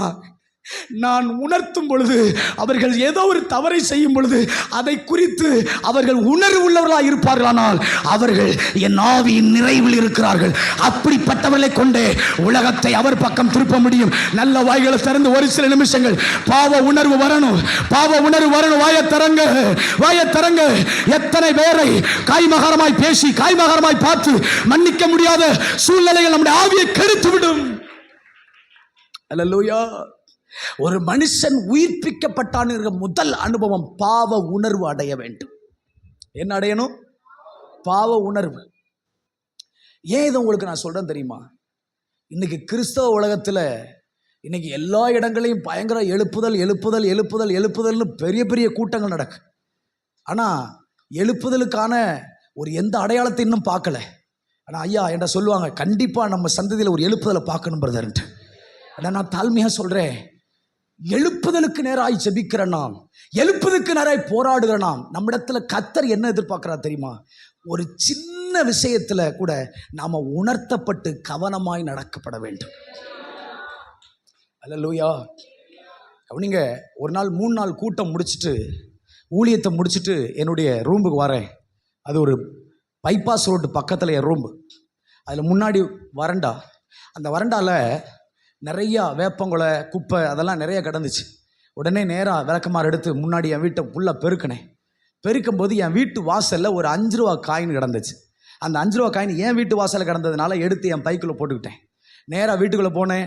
அந்த 5 ரூபா எடுத்து ஸ்லாப்பில் வச்சுட்டு நேராக ரெஃப்ரெஷ் ஆகிட்டு நான் மறுபடியும் இந்த ஊழியத்துக்கு போயிட்டு வந்ததுக்காக ஆண்டவருக்கு நன்றி சொல்லி, நடந்த கூட்டங்களுக்காக ஆண்டவர் ஸ்தோத்திரம் பண்ணேன். அப்படி நன்றி சொல்லி ஸ்தோத்திரம் பண்ணி கையை உயர்த்துறேன். ஒரு துளி கூட தேவ பிரசன்னத்தை என்னால் அனுபவிக்க முடியல. நானும் ஆண்டவர்கிட்ட போராடுறேன், கர்த்தாவே ஸ்தோத்திரம் ஸ்தோத்திரம் ஸ்தோத்திரம் ஸ்தோத்திரம்னு அழுகுறேன். ஆனால் ஒரு துளி கூட தேவ பிரசன்னத்தை அனுபவிக்க முடியல. மறுபடியும் ஆண்டவர்கிட்ட மறுபடியும் முழங்கால் பொடிட்டு கையை உயர்த்துறேன். கையை உயர்த்தும் போது எனக்குள்ள ஒரு எண்ணம் தோணுச்சு. குனிஞ்சு அந்த 5 ரூபா காயின் எடுத்து பையில போட்டது மாதிரியே தெரிஞ்சது. இப்படியே 3 தடவை தெரிஞ்சுட்டே இருந்துச்சு. உடனே நான் யோசிச்சேன், ஆண்டவரே என்ன ஆண்டவரேன்னு சொல்லிட்டு வேகமாக ஓடி போய் அந்த 5 ரூபா காயின் எடுத்து இருக்கிற இடத்துல போட்டுட்டு வந்து மறுபடியும் முழங்கால் போட்டேன் பாருங்க. அடுத்த செகண்ட் ஆவியானவரை நிரப்பினார். அல்லேலூயா. நான் உங்களுக்கு சொல்லட்டுமா, எல்லாம் இரக்கத்தோடு சொல்கிறேன், ஆவியானவர் ஒரு மனுஷனுடைய வாழ்க்கையில் ஆவி நிறைவில் உயிர்ப்பிக்கப்பட்ட அனுபவத்தில் ஒரு மனுஷன் இருக்கிறான்னா ஃபஸ்ட் அடையாளம் பாவ உணர்வுள்ளவனாக இருப்பான். அல்லேலூயா. அதனால தான் கவனிச்சு பாருங்க, வேதம் சொல்லுது, கவனிங்கள், ஆண்டவருடைய அந்த தாவீது சொல்கிறான், ஆண்டவரே அவன் செஞ்சது உரியாவுக்கு விரோதமாக, அவன் செஞ்சது அவன் அந்த உரியாவுடைய குடும்பத்துக்கு விரோதமாக பட்சபேலுக்கு விரோதமாக பாவம் செஞ்சான். ஆனால் வேதம் சொல்லுது அவனுக்குள்ள அந்த ஆவியானவர் இருந்ததுனால, வேதம் சொல்லுகிறது பரிசுத்தாவி எடுத்துக்கொள்ளாமல் இரும். நிறைய நேரங்களில் நம்ம பாவம் செஞ்சாலும் பரிசுத்தாவியன் உடனே போகிறதில்லை, அவர் நமக்குள்ள தான் இருக்கிறார், துக்கப்பட்டுக்கிட்டு தான் இருக்கிறார். ஆனால் ஒன்று, இதோ அவர் ஏன் இருக்கிறார் தெரியுமா? நான் அவருக்கு விரோதமாய் பாவம் செஞ்சிட்டேங்கிற உணர்வை நான் அடைவதற்காக அவர் என்னை விட்டு போகாமல் இருக்கிறார். ஆனால் எல்லா நாளும் அப்படி இருக்க மாட்டார். வேதம் சொல்லுகிறது, சவுலை விட்டு அவர் விலகினது போல நம்மை விட்டு விலகிறதுக்கு முன்பாக நாம் தாவீதை போல உணர்வுளாய் மாறுவோமானால் நிச்சயம் சொல்லுகிறேன், நாம் கிருபையை இழப்பதில்லை. அல்லேலூயா, அல்லேலூயா. இன்னைக்கு விஷயம் என்ன தெரியுமா? ஆவி எல்லாமே நடக்குது, ஆனால் ஆவியானவர் என் கூட தான் இருக்கிறார் அப்படி நினச்சிக்கிட்டு நிறைய பாவம் நடக்குது. நான் தாழ்மையோடு எல்லா இரக்கத்தோடு சொல்லுகிறேன், அப்படி அல்ல. ஆவியானவர் உள்ள இருக்கிறது காரணமே நான் உணர்வடையத்தான். அல்லேலூயா. அந்த இடத்துல அவன் சொல்லுகிறான், பரிசுத்தாவி எடுத்துக்கொள்ளாமல் இருக்கும். சங்கீதம் 51. அப்படின்னா என்ன அர்த்தம்? ஆவியானவனை விட்டு போகலை, ஆவியானவன் அவனுக்குள்ள தான் இருந்தான், ஆனால் அவன் உணர்வடைந்தான். அல்லேலூயா. வேதம் சொல்லுகிறது சவுல் கடைசி வரைக்கும் உணர்வடையாமல் போனான். வேதம் சொல்லுகிறது அழைத்த அழைப்பும் கிருபை வரங்களும் மாறாதவைகள். அப்படிப்பட்ட அழைப்பும் கிருபையும் மாறாது என்று சொல்லப்பட்ட வேதவசனம், அதே வேதம் தான் சொல்லுகிறது சவுலை கிருபை என்று தள்ளினார் என்று சொல்லப்படுகிறது. அல்லேலூயா. அவனுக்குள்ள இருக்கிற கசப்பு, அவனுக்குள்ள இருக்கிற அந்த பாவமான காரியங்கள் அவன் ஒரு நாளும் உணர்வடையாதனால ஒரு குறிப்பிட்ட காலத்தில் அவன் கிருபை இழந்து போனான். நான் தாழ்மையோடு எல்லா இரக்கத்தோடு சொல்லுகிறேன், இன்றைக்கு நம்முடைய திருச்சபையில் பாவ உணர்வு அடைந்த ஒரு கூட்டம் இருக்குமானால், பாவ அடைந்த ஒரு மனுஷன் இருப்பானால் அந்த மனுஷன் உயிர்ப்பிக்கப்பட்டவனாக இருப்பான். அந்த மனுஷனை கொண்டுதான் கர்த்தர் தம்முடைய ராஜ்யத்தை கட்டுவார். அந்த மனுஷனை கொண்டுதான் கர்த்தர் தம்முடைய ராஜ்யத்தை கட்ட முடியும். அல்லேலூயா. உயிர்ப்பிக்கப்பட்ட அடையாளம் பாவ உணர்வு. 2 வாசிக்கலாம். யோவான் 12 அதனுடைய 1-2. சீக்கிரம். யோவான் 12 அதனுடைய 1-2. பஸ்கா பண்டிகை வர 6 நாளைக்கு முன்னே இயேசு தாம் மரணத்தில் இருந்து எழுப்பின லாசர் இருந்த பெத்தனியாவுக்கு வந்தார். அங்கே அவருக்கு ராவிருந்து பண்ணினார்கள். மார்த்தாள் பணிவிடை செய்தால், லாசருவும் அவருடனே பந்தி இருந்தவர்களில் ஒருவனாயிருந்தான். சொல்லுங்க, அவரோடு கூட பந்தி இருந்தவர்களில். இதுக்கு என்ன அர்த்தம் தெரியுமா? நான் தாழ்மையோடு சொல்றேன், ஒரு மனுஷன் உயிர்ப்பிக்கப்பட்டான்னா அடுத்த 2வது அடையாளம், அவருடைய சமூகத்தில் அவரோடு இருக்கிறதை அதிகமாய் விரும்புவான். அல்லேலூயா.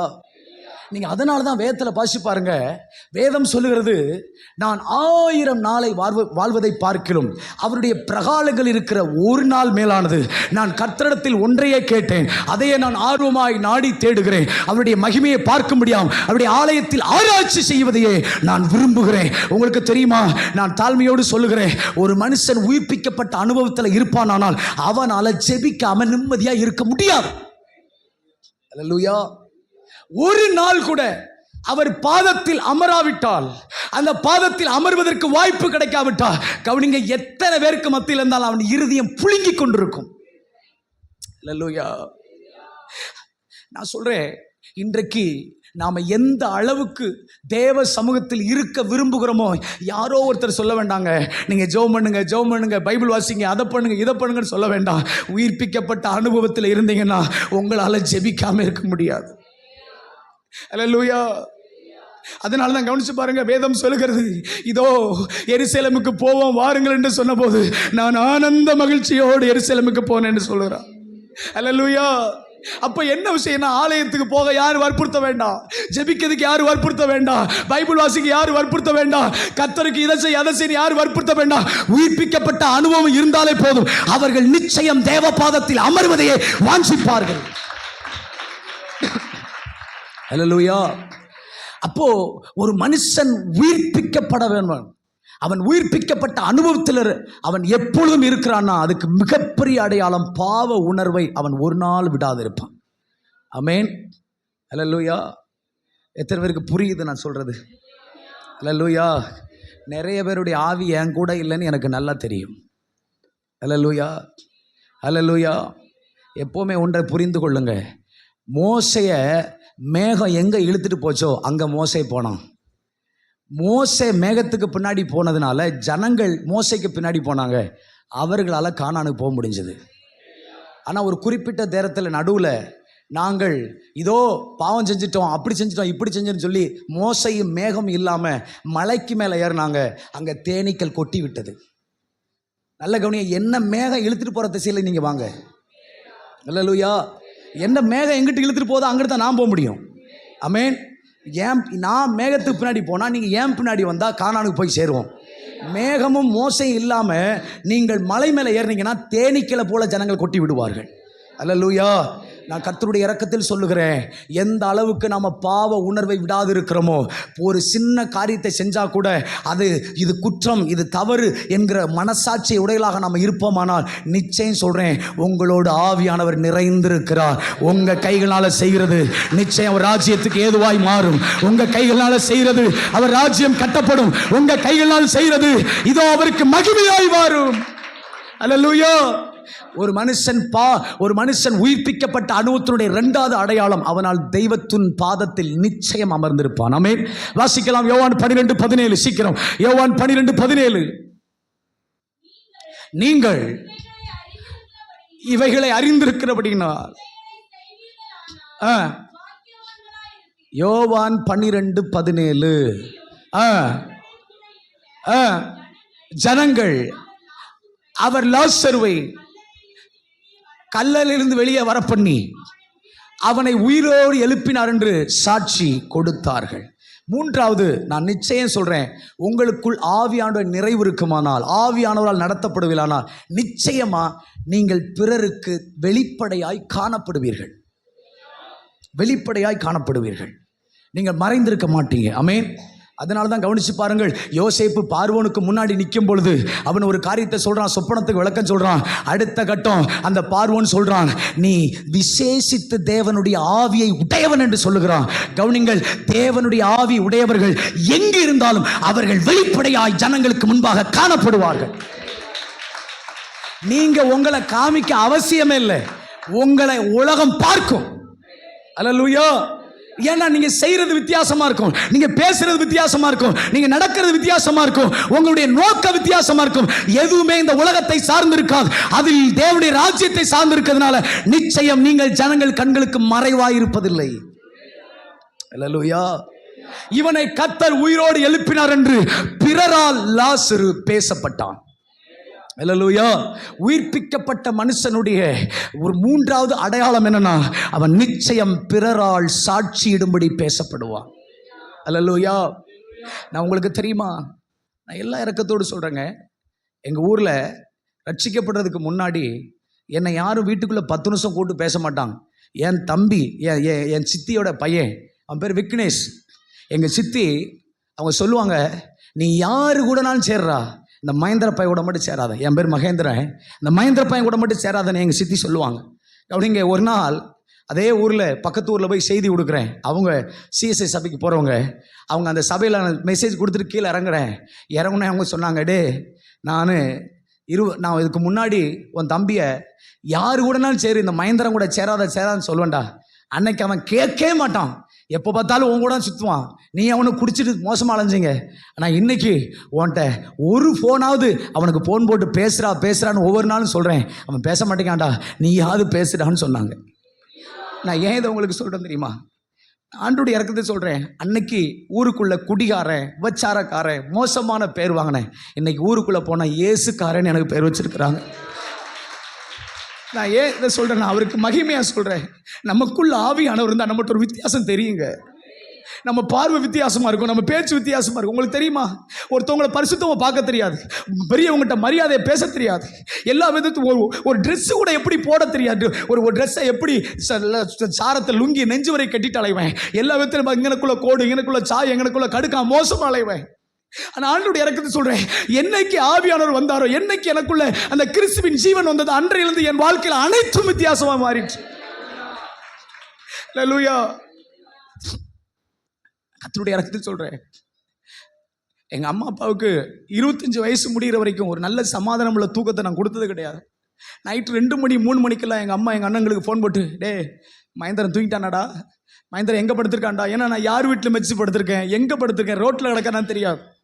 ஏன்னா அந்த அளவுக்கு குடிச்சிட்டு ஒரு நாள் நைட்டெல்லாம் ஒரு 11 மணி நானும் என் நண்பர் 2 பேரும் சேர்ந்து ஒரு காட்டுக்குள்ளே போய் தண்ணி அடிக்கிறோம். அடிச்சுட்டு அவங்க முன்னாடி 2 பேர் வண்டியில் வராங்க, நான் பின்னாடி வந்தேன்.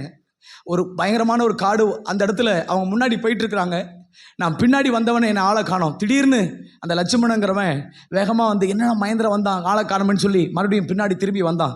வந்து பார்த்தா நான் ஒரு ஓடையில் ஒரு இழந்த முள்ளுக்குள்ளே உள்ளே கிடந்தேன். என் முகமெல்லாம் இழந்த முள், வேலி முள் மாதிரி இருக்காது, இழந்த முள் கொடுக்கா மாதிரி இருக்கும். அப்படியே மூஞ்சியெல்லாம் பிடிச்சி அப்படியே உள்ளே கிடக்கிறேன். நேராக என்னை தூக்கிட்டு வந்து எங்கள் வீட்டில் வந்து போடுறான். எங்கள் அப்பா இன்றைக்கி விவசாயம், இன்றைக்கி ஆடு வச்சுருக்கிறாங்க. அன்றைக்கும் எங்கள் அப்பா ஆட்டெல்லாம் அடைச்சிட்டு வெளியில் படுக்கிறதுக்காக ஆயத்தமாயிட்டு இருக்காரு. என்னை கொண்டு வந்து எங்கள் வீட்டுக்கு முன்னாடி போடுறான். போட்ட உடனேயும் அவன் போகிற வரைக்கும் எங்கள் அப்பா அமைதியாக இருந்தார். அவன் போன உடனே எங்கள் அப்பா என்னை நங்குன்னு தொடையிலே மிதிச்சார். மிதிச்சுட்டு எங்கள் வீட்டு வாசலை தட்டினார். எங்கள் அம்மா உள்ளே பூட்டி தூங்கிட்டு இருந்தாங்க.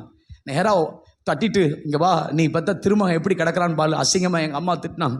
நான் முன்னாடி கிடக்கிறேன். எங்கள் அம்மா சேலை முந்தானி எடுத்து வாயில் வச்சுட்டு அழுதுகிட்டே இருந்தாங்க என்னை பார்த்துட்டு.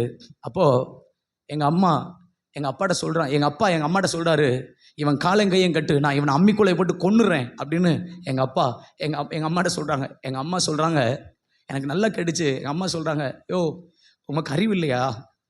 இவனை சின்ன வயசில் இவனுக்கு 2 கண்ணும் தெரியாது, எனக்கு 2 கண்ணும் தெரியும். எனக்கு விவரம் தெரிய எங்கள் அம்மா எனக்கு சாயந்தரம் சாப்பாடு வச்சாங்கன்னா 6 மணிக்கு மேலே தெலாவுவேன்.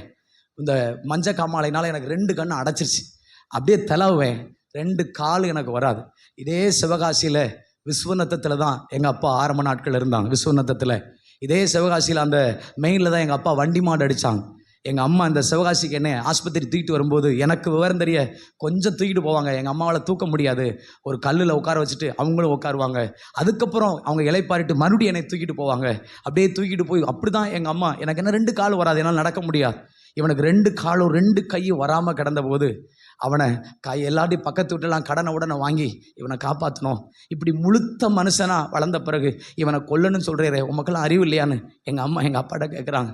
எங்கள் அப்பா சொன்னாங்க, இவனை கொல்லன்னு எனக்கு ஆசை இல்லைம்மா, ஆனால் நான் வேலைக்கு போயிட்டு உசுன்னு வந்து வீட்டை நிம்மதியாக இருக்க முடியல. தெருவுக்குள்ளே வரும்போது நான் ஊருக்குள்ளே வந்துட்டாலே என்ன, இன்னைக்கு உன் மகன் அவங்க கூட சண்டை போட்டானாமே, அந்த குடிச்சிட்டு கிடந்தானாமே, எங்கே பார்த்தாலும் சுப்ராசு மகன் மகேந்திரன் எனக்கு நிம்மதியாக, இவனால் எனக்கு ஏதாவது பிரயோஜனம் இருக்கா அப்படிங்க. எந்த விதத்துலையும் குடும்பத்துக்கோ எனக்கோ உறவுக்கோ ஒரு பிரயோஜனம் இல்லை. ஆனால் ஆண்டவருடைய இரக்கத்தில் சொல்லுகிறேன், என்றைக்கு என் இயேசு எனக்குள்ளே வந்தாரோ நான் சொல்லுவேங்க, என்னெல்லாம் யாராலும் மாற்ற முடியாது. பைபிளில் சொல்லுது மார்க் 5 அவனை அடக்க ஒருவனாலும் கூடாது இருந்தது. என்னையெல்லாம் அம்மா அப்பா மாற்ற முடியல, என்னால் என் சொந்தக்காரங்க மாற்ற முடியல. என்னுடைய பெரியம்மா சொன்னாங்க, சீ நீ எல்லாம் எதுக்குடா உயிரோடு இருக்க, செத்து போடான்னு சொன்னாங்க. ஆனால் ஆண்டோட சொல்ல, என்னை பார்த்து அவ்வளோ மோசமாக நடத்த நேரத்தில் எனக்குள்ளே ஒரு நாள் இயேசு வந்தாருங்க. என்னை ஒரு நாள் இயேசு தேடி வந்தார். நான் தாழ்மையோடு சொல்கிறேன், எங்கள் அம்மா அப்பா என்னை கொல்லணும்னு நினச்சாங்க, ஆனால் சாக வேண்டி எனக்கு என் இயேசு என்னை வாழ்க்கையை கொடுத்தார்.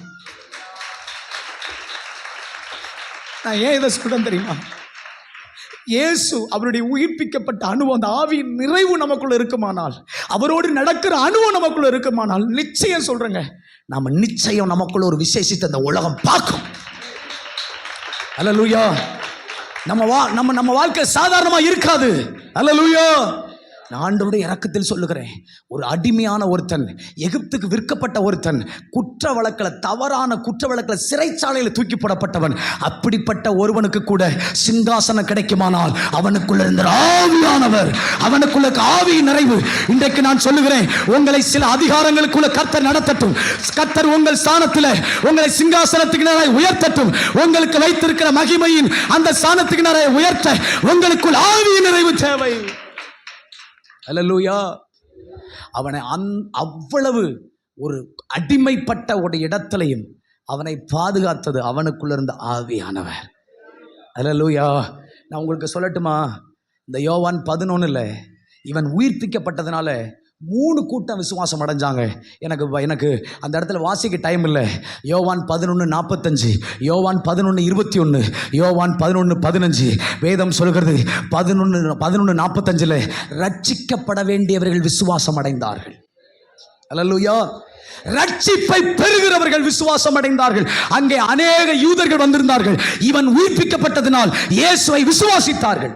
உயிர்ப்பிக்கப்பட்ட ஒருத்தன் ரட்சிப்பை பெறுகிறவர்களுக்கு விசுவாசத்தை தூண்டிடுவான். அல்லேலூயா. அவன் எந்த இடத்துல இருக்கிறானோ அங்கே ஒரு கூட்டத்தை ரட்சிப்புக்கு நேரம் நடத்தும்படி அவர்களுக்கு விசுவாசத்தை எரிய வைத்து விடுவான். அல்லேலூயா. உங்களுக்கு தெரியுமா, சாது சுந்தர் சிங் இப்படி சொல்லுகிறார், இதோ மங்களாக எரிந்து ஒருவரை கூட ஒருவரையோ இல்லை ஒரு காரியத்தை கூட உருக்காமல் இருப்பதை விட வேகமா எரிந்து அநேகரை உருக்கி விடுவது போதும் என்று சொல்லுகிறார். அல்லேலூயா. கவனிங்க, இன்னைக்கு நார்மலா எரிஞ்சிட்டு எதையுமே உருக்காம வாழ்றதை விட மத எரிஞ்சிட்டு அநேகரை உருக்கி விட்டுட்டு சீக்கிரமா விட்டு போயிடலாம். புரியல உங்களுக்கு எத்தனை பேருக்கு புரியுது? அல்லேலூயா.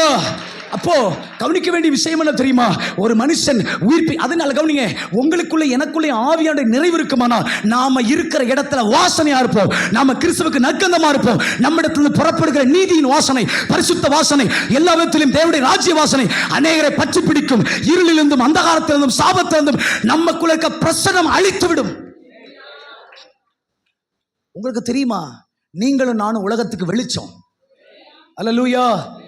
நாம ஆவியானவருடைய நிறைவுல நடந்தாலே போதுங்க. நாம இருக்கிற வீட்டுல அப்படியே சாம்பிராணி புகையை போல தேவ பிரசனம் நிரம்பி இருக்கும். நீங்கள் நானும் ஒரு இடத்துல இருந்தாலே போதும், சண்டையின் ஆவி நின்று போகும். வீட்டுக்குள்ள சமாதான குலைச்சல் வர்றதுக்கு வாய்ப்பு இல்லை.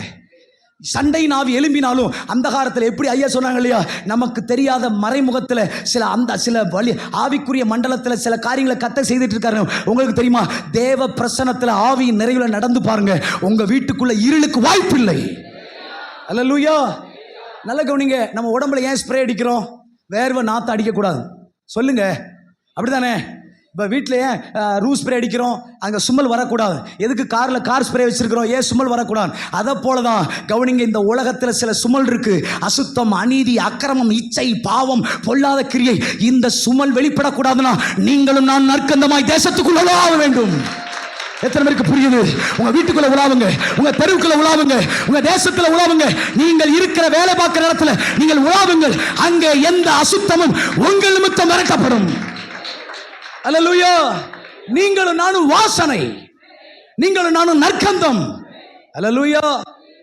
ரட்சிக்கப்படுறவனுக்கு ஜீவ வாசனை, கெட்டு போறவனுக்கு மரண வாசனை. எப்படியோ நான் வாசனை. அல்லேலூயா. எனக்குள்ள ஆவி நிறைவு இருக்குமானால் நான் தேவனுக்காய் எரிந்து கொண்டிருப்பேனால் நிச்சயம் சொல்லுகிறேன், நான் இருக்கிற இடத்துல இருளுக்கு இடமில்லை.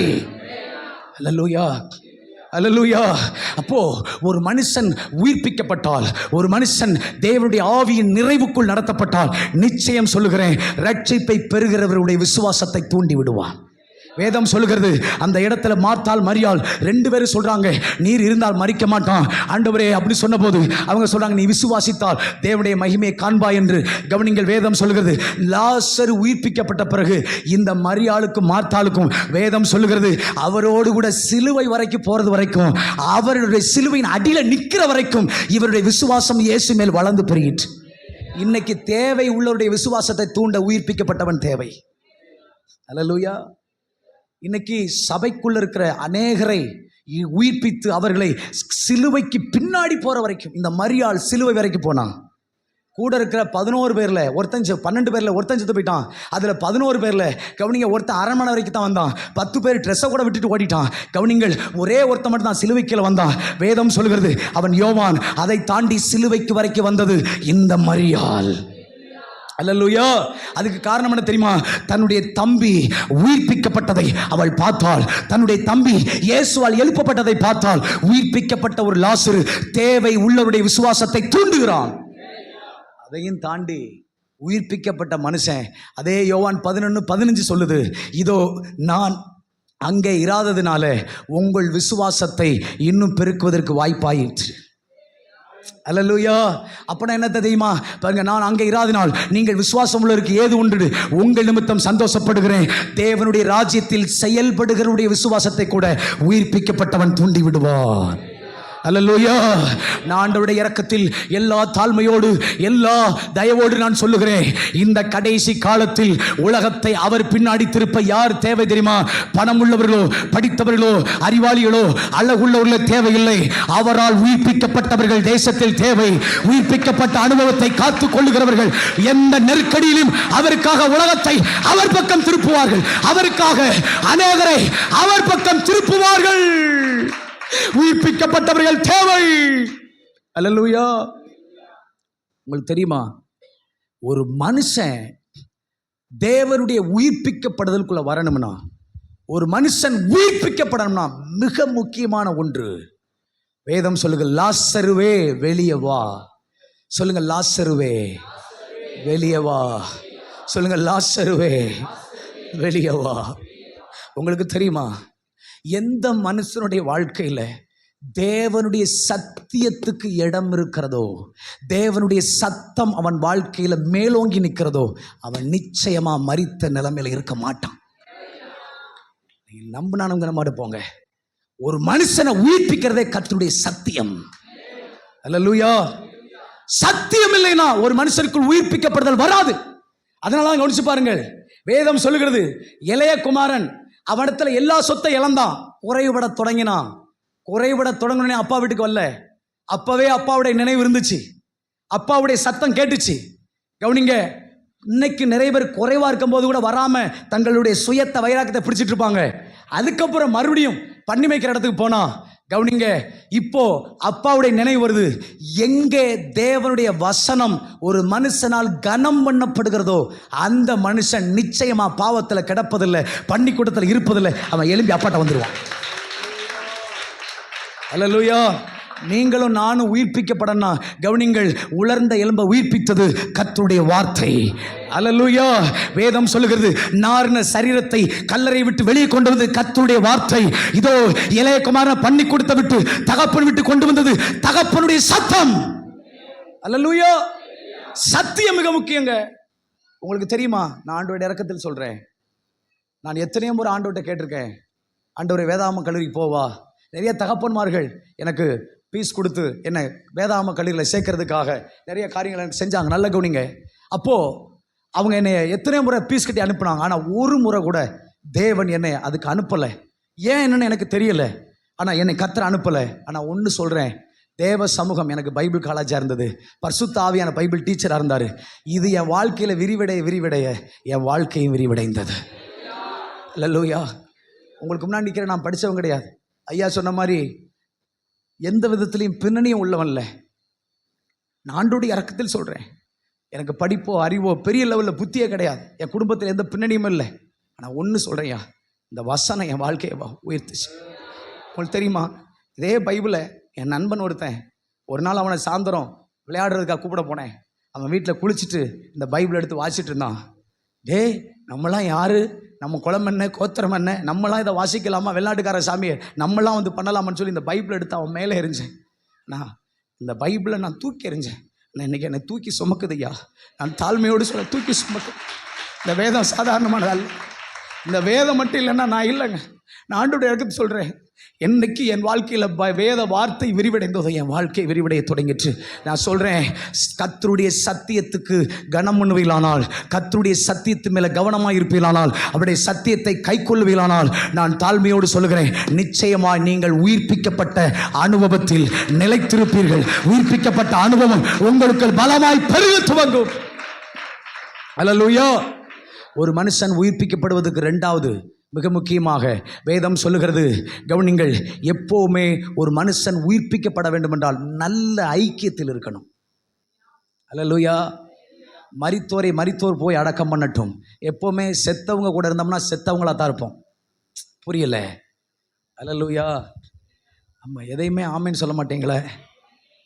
செத்தவங்க கூட இருந்தால் செத்தவங்களா தான் இருப்போம். ஆனால் உயிர் உள்ளவரோடு ஐக்கியமாயிருங்கள். அல்லேலூயா. அதனால தான் கவனித்து பாருங்கள், வேதம் சொல்லுகிறது, அப்போஸ்தலர் புத்தகம் 9ஆம் அதிகாரத்தில் 17வது வசனத்தில் கர்த்தர் சொல்லுகிறார், அனனியாவே இதோ யூதாவில் நேர்த்தெருவுக்கு போ, யூதாங்கிற வீட்டுக்கு போ, அங்க ஒருத்தன் ஜெபம் பண்ணிட்டு இருக்கிறான். இதோ என்றைக்கு பவுலோடு அனனியாவுக்கு ஒரு ஐக்கியம் வந்ததோ, அனனியா மேல பரிசுத்த ஆவியானவர் இறங்கி வந்தார். அவனுடைய கண்கள் செதில்களை விட்டு இதோ அவன் கண்கள் திறக்கப்பட்டவனாய் மாறினான். என்றைக்கு ஆவியானவருடைய அந்த ஆவியின் நிறைவில் நடத்தப்படுகிற ஒரு தகப்பனோடு ஐக்கியமா இருக்கிறோமோ, அந்த கூட்டம் நிச்சயம் மரிக்காது, அது ஜீவனுள்ள கூட்டமாக இருக்கும். அல்லேலூயா. நல்ல சபையோடு ஐக்கியமா இருங்க. அல்லேலூயா. நல்ல ஆவிக்குரிய தகப்பனை கர்த்தர் கொடுத்துரு, நல்ல ஐக்கியமா இருங்க. எப்போவுமே ஆவிக்குள்ளோடு இணைந்திருங்க, உங்களுடைய விளக்கு எரிஞ்சு கொண்டே இருக்கும். அல்லேலூயா. வேதம் சொல்லுகிறது கவனிங்கள். 3வது காரியம், இதோ எலிசா சொல்லுகிறான், எலிசாவுடைய வேலைக்காரன் சொல்லுகிறான், ஐயோ சீரியருடைய தண்டு வந்து விட்டது, நம்மை சுற்றி பயங்கரமான கூட்டம் வந்து விட்டது. எப்போவுமே ஒன்று புரிஞ்சுக்கோங்க, பிசாசை பார்க்கறதுக்கும் பிசாசை வர்ணிக்கிறதுக்கு நம்ம ஜெபம் தேவையில்லை. பிசாசு அப்படிப்பட்டவன், பிசாசு இப்படிப்பட்டவன், ஐயோ நம்மளை கொன்றுவாங்க, நம்மளை விட பிசாசு பெரிய ஆளாக இருக்கிறான், அவனை பார்ப்பதற்கும் அவனை பேசுறதுக்கும் ஜெபம் தேவையில்லை. ஆனால் அதை தாண்டி அக்கினி ரதத்தை பார்ப்பதற்கு, அவர்களோடு இருப்ப காட்டில் நம்மளோடு இருக்கிற அதிகம் என்று சொல்லுகிற அந்த அக்கினி ரதத்தை பார்ப்பதற்கு ஜெபம் தேவை. ஒரு எலிசாவுடைய ஜெபம் வேலைக்காரன் கண்களை திறந்தது. ஒரு எலிசாவுடைய ஜெபம் வேலைக்காரனுக்குள்ள பிரகாசமுள்ள மனக்கண்ணை கொண்டு வந்தது. எலிசாவுடைய ஜெபம், நான் சொல்லுகிறேன், உங்களுக்கு ஜெபம் அவசியம். அல்லேலூயா. எந்த அளவுக்கு தேவ சமூகத்தில் நமக்காக ஜெபிக்கிறவர்களும் நாம் ஜெபிக்கிறவர்களாக இருப்போமானால், நிச்சயம் சொல்லுகிறேன், நம்முடைய கண்கள் ஆவிக்குரியவர்களை பார்க்கும், மேலானவைகளை பார்க்கும். ஆமென். நான் தாழ்மையோடு சொல்றேன், ஒரு உயிர்ப்பிக்கப்பட்டவன் எதை காத்து கொள்ளணும்? வேதம் சொல்லுது 11:44. கவனிங்க. 1 முகம். சொல்லுங்க முகம். சொல்லுங்க முகம். வேதம் சொல்லுது, அவன் முகத்திலும் அவன் கைகளிலும் அவன் கால்களில் இருக்கிற துணியை அவிழ்த்து விடுங்கள். 3 காரியம். 1, முகத்தை அவன் பாதுகாக்கணும். முகம் என்ன? வேதம் சொல்கிறது, தேவனுடைய பிரசன்னத்தை அவன் ஒவ்வொரு நாளும் பராமரிக்கணும். அல்லேலூயா. முகம் என்பது, இதோ மோசேனுடைய முகத்தில் கர்த்தருடைய வெளிச்சம் இருந்தது. நமக்குள்ள இருக்கிற ஆவியானவர் இருக்கிறாருங்கிறதுக்கு நம்ம முகத்தில் ஒரு வெளிச்சம் இருக்கும். அல்லேலூயா. 2வது கைகள். மோசேனுடைய கைகள் அந்த மலையில உயர்ந்திருந்தது. நம்முடைய ஜெபத்தை நம்ம பராமரிக்கணும். 3வது கால், சுவிசேஷ பாரம். என்றைக்குமே ஆத்ம தாகத்தை ஒரு நாள் குறைய விடாது பாதுகாத்துக் கொள்ளுங்கள். நிச்சயம் நீங்கள் உயிர்ப்பிக்கப்பட்ட அனுபவத்தை காத்துக்கொள்வீர்கள். அல்லேலூயா. எத்தனை பேருக்கு நான் சொல்லுது புரியுது? உங்களுக்கு தெரியுமா, ஒரு மனுஷனை உயிர்ப்பிக்கும் போது 3 காரியத்தை கர்த்தர் உள்ள வச்சு அனுப்புறார். 1, லாசருவே. சொல்லுங்க லாசருவே. சொல்லுங்க லாசருவே. அப்படின்னா ஒவ்வொரு பேருக்கு பின்னாடியும் ஒரு நோக்கம் இருக்கு. அல்லேலூயா. ஆபிராம், ஆபிரகாம், சாராய், சாராள், ஈசா, யாக்கோபு, இஸ்ரவேல், ஒவ்வொரு பேருக்கு பின்னாடி சில நோக்கங்களும் திட்டங்கள் இருக்கிறது. ஒரு மனுஷனை கர்த்தர் உயிர்ப்பிக்கிறானா, அவனுக்குள்ள தேவ திட்டத்தை வைத்துதான் கொண்டு வருகிறார். வெளியே வா அப்படின்னா என்ன தெரியுமா? ஒரு மனுஷனை உயிர்ப்பிக்கும் போது அவனை கல்லறையில் அவனை கல்லறை விட்டு வெளியே கொண்டார்னா அவனுக்கான ஸ்தானத்துக்கு கொண்டு வருகிறார். உங்களுக்கான ஸ்தானம், உங்களுக்கான அழைப்பை கர்த்தர் தருவார். ஆமென். 3வது, ஒரு மனுஷன் உயிர்ப்பிக்கப்பட்டவனா இருப்பானால், தாழ்மையோடு சொல்லுகிறேன், அவர் சத்தமாய் கூப்பிட்டார். உயிர்ப்பிக்கப்பட்டவனுக்குள்ள தேவனுடைய வல்லமை இருக்கும். அல்லேலூயா. சாதாரணமா நம்மளை உயிர்ப்பிக்கல. 1, நோக்கத்தோடு உயிர்ப்பிச்சிருக்கிறார். 2வது, நமக்கான ஸ்தானத்தை அவர் தருவார்.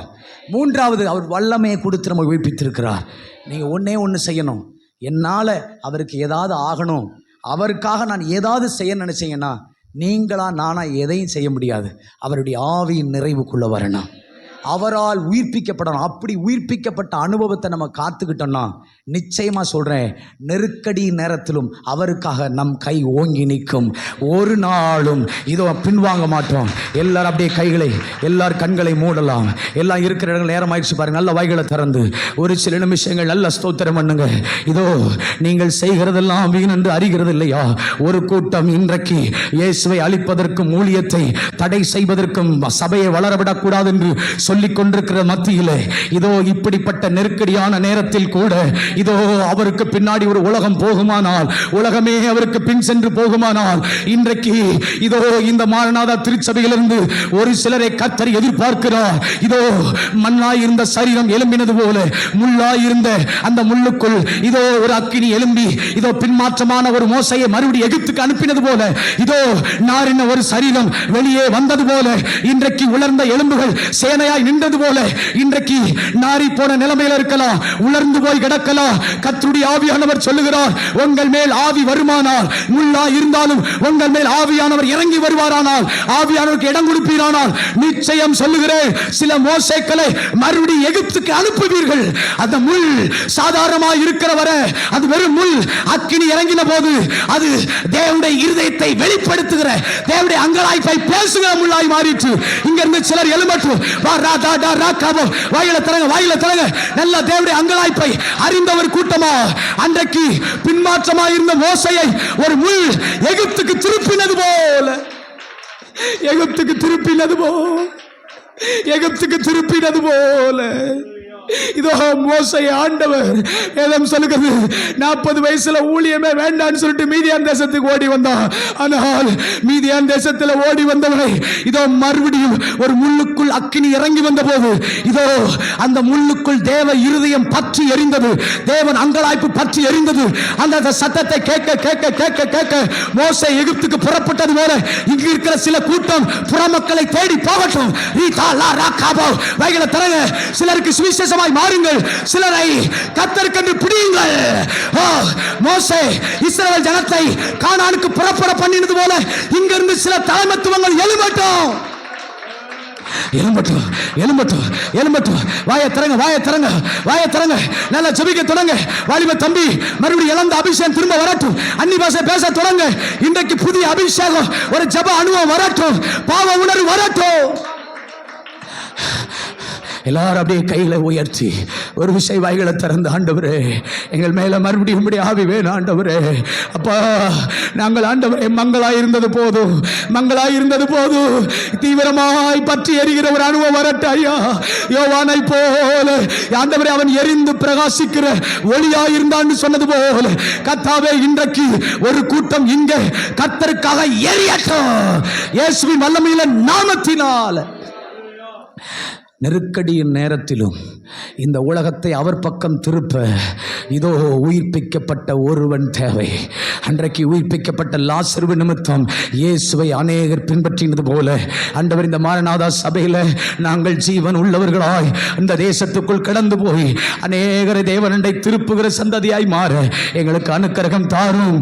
ஆவியானவரே, தேவ பிரசனத்தை ஒவ்வொரு நாளும் பராமரிக்கணும் ஆண்டவரே. எங்கள் ஜெபத்தை ஒவ்வொரு நாளும் காத்துக்கொள்ள வேண்டும். ஆத்தும தாகத்தை குறைய விடாதபடி சுவிசேஷ பாரம் நிறைந்தவா இருக்கணும். எங்கள் கால்கள் கட்டப்படாமல், கைகள் கட்டப்படாமல், முகங்கள் கட்டப்படாமல், இப்படிப்பட்ட கட்டப்பட்ட வேலை கட்டவிழ்க்கும்படி கர்த்தர் கிருபை தருவீராக. பிதாவே, இந்த சபையும் கரத்தில் தருகிறேன். எல்லா தடைகளை கர்த்தர் உடை தருவீராக. ஆண்டவரே, இந்த தரிசனம், இந்த திட்டம் ஆண்டவரே சப்பா இந்த தேசங்களுக்குள்ள கடந்து போகும்படி இங்கிருந்து அநேகரை கர்த்தர் எழுப்புவீராக, எழுப்புவீராக. பிதாவே, நான் அற்ப பிரயோஜனமான ஊழியக்காரன், என் கடமை மட்டும் செய்திருக்கிற மகிமை உமக்கு செலுத்தி தாழ்த்துகிறேன் இயேசுவின் நாமத்தினால் ஆமென்.